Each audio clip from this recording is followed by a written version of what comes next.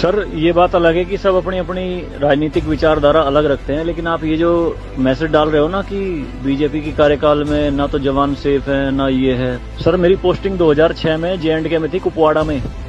वहां पे बॉर्डर पे एक रूल था, no first fire no more than 11 nm, यानी कि जब तक पाकिस्तान की तरफ से एक भी फायर नहीं आ जाता तुम कोई फायर नहीं करोगे।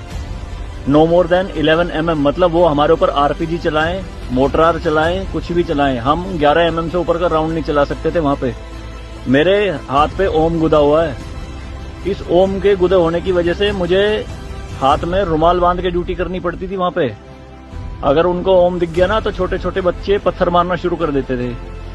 और सर श्रीनगर के लाल चौक पे 26 जनवरी के दिन बहुत बड़ा तिरंगा बिछा के जिंदी गाय काटी थी, जिंदी, और जिंदी की खाल उतारी थी सबके सामने, पूरी सेना के सामने। यूनिट खड़ी थी वहां पे पूरी, और चक्कू लहरा के खूब बोलते थे, क्यों भाई हिंदुस्तानी कुत्तों, तुम्हारी माँ है ना ये, देखो क्या हाल करेंगे इसका हम।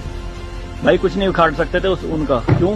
क्योंकि सेंट्रल में गवर्नमेंट गंडवी थी, नपुंसक गवर्नमेंट थी।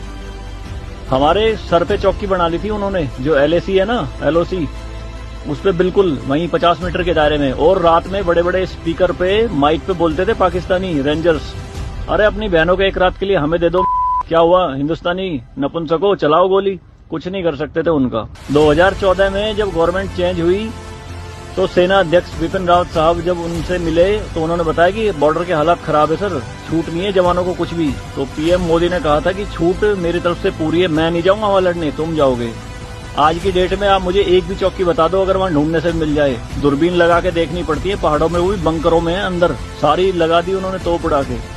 शांति काल में आप 155 mm की बोफोर्स टाइप की तोप नहीं चला सकते, यूएनओ का रूल है। लेकिन 2014 में ये बोफोर्स भी चली J&K में पाकिस्तान की तरफ चौकी उड़ाने के लिए।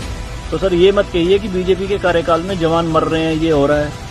सर सेना के जो हाथ खुले हैं ना वो बीजेपी के कार्यकाल में ही खुले हैं। मैं इसका जीता जागता प्रत्यक्ष आपके सामने बैठा हूं।